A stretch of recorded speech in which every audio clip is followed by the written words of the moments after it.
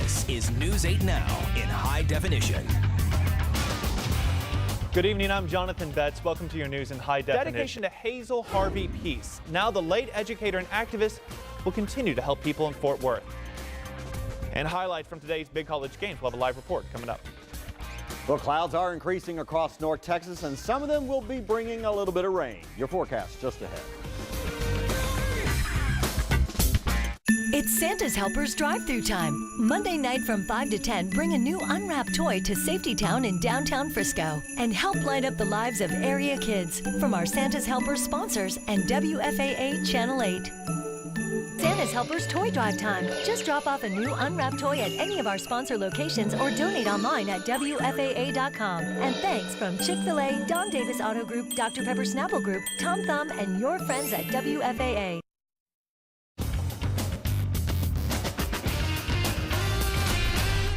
It's a big night at the Cowboys Stadium. With the new building will house the city's consumer health, women, and early childhood divisions.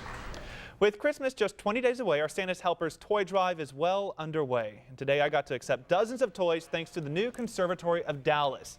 They held their Symphony of Toys concert of the season today, performed by some of the area's brightest young musicians.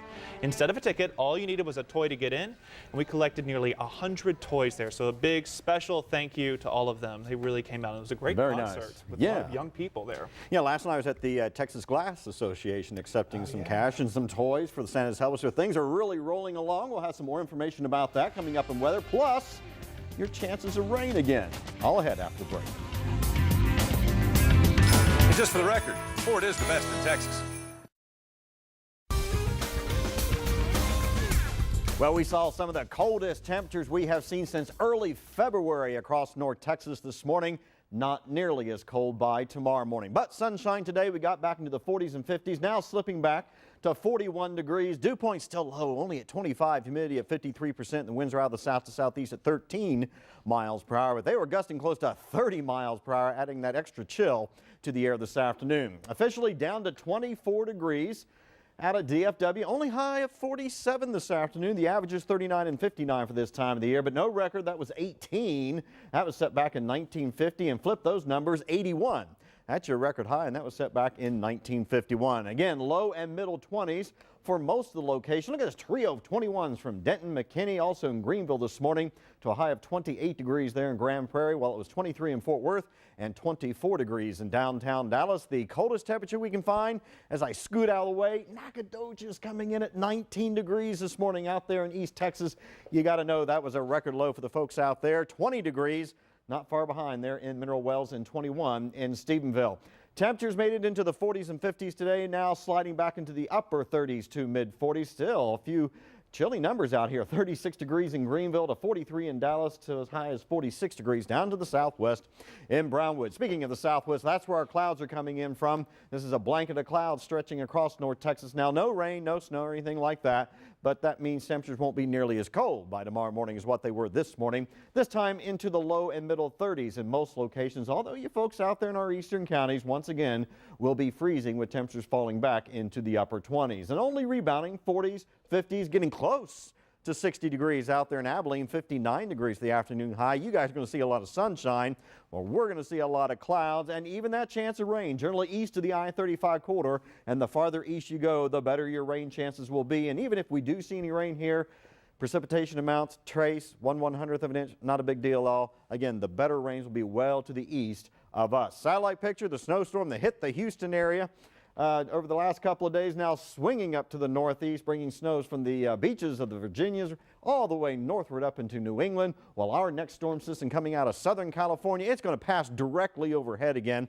But because the dew points are only in the teens and 20s, the moisture is very limited. So that's why we're not calling for much of a rain chance as the system passes overhead during the daytime tomorrow. Then after that passes, we'll get a reinforcing shot of some cool air moving down to the south. But again, we will not take a direct hit of that really cold air. Otherwise, you'll watch your rain showers flare up out here in the eastern parts of the state. Again, just a slight chance we could see anything here locally. Monday, just kind of a mostly cloudy and cool day here in North Texas. So just some variable high clouds tonight, not nearly as cold, 36 degrees for the overnight low.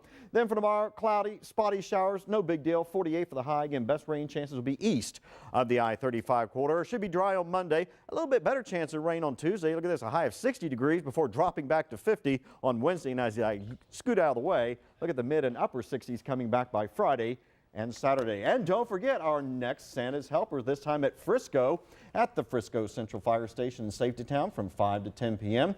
That will be our next line to be hitting for our Santa's Helper drive. But no more snow, it looks like. Not for a while. Up to 60. Yeah, it'd be nice. Next week, I don't get it. Okay, thanks, Steve. Well, cold night, but certainly not slowing down fans from going to the Texas Stadium for the big game with Texas versus Nebraska.